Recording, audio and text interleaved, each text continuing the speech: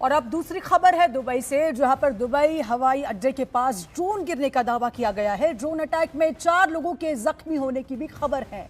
Drone attack में एक भारतीय भी घायल हो चुका है।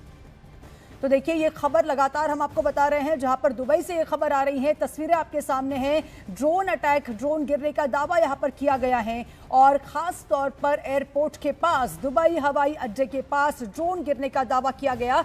इस ड्रोन अटैक में 4 लोग जख्मी हो चुके हैं, जबकि एक भारतीय भी घायल हो चुका है। ऐसी प्राथमिक जो जानकारी है वो आ रही है। तो दुबई हवाई अड्डे के पास एक ड्रोन गिरने की खबर, जिसमें 4 लोग घायल और एक भारतीय भी इसमें घायल हो चुका है।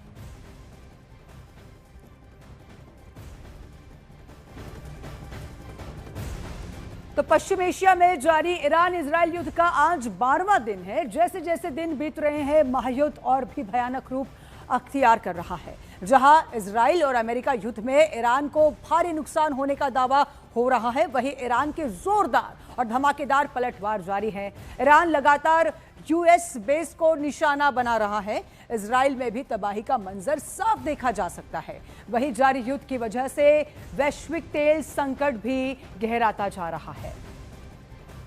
तो देखिए, लगातार जिस तरह से युद्ध चल रहा है पश्चिम एशिया में, जारी ईरान इजरायल युद्ध का भी आज 12वां दिन है। जैसे जैसे ये दिन बीत रहे हैं, महायुद्ध और भी भयानक रूप ले रहा है। जहां इजरायल और अमेरिका युद्ध में ईरान को भारी नुकसान होने का दावा कर रहा है, वहीं ईरान की जोरदार और धमाकेदार पलटवार भी जारी है। ईरान लगातार यूएस बेस को निशाना बना रहा है और इजरायल में भी तबाही का मंजर जो है वो साफ देखा जा सकता है। अब अगर युद्ध की बात करें तो इस युद्ध की वजह से वैश्विक तेल संकट भी गहराता जा रहा है।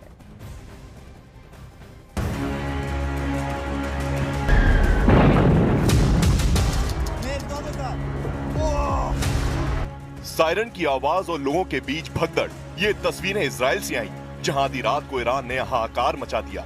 मिसाइलों पर मिसाइलें दागी, जिससे रात के अंधेरे में आसमान मिसाइलों की रोशनी से जल उठा।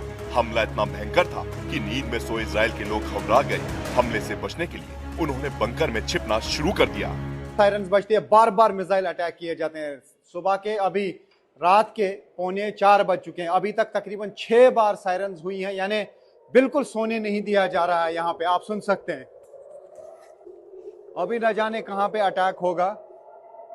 ये देखिए, कभी लेबनान से हमला किया जाता है, कभी यहां ईरान से हमला किया जाता है। हालांकि दावा कर रहा था यूएस के। देखिए देखिए किस तरीके से लोगों को भागना पड़ता है। ये भाग रहे हैं शेल्टर में क्योंकि जोरदार सायरन्स हो रही हैं। ये देखिए, लोग निकल रहे हैं घरों से। ये देखिए जोरदार हमला फिर से। ये देखिए, ये ऐसा लगता है कि ये जो देख रहे हैं आप, क्लस्टर बम्स हो सकता है हों।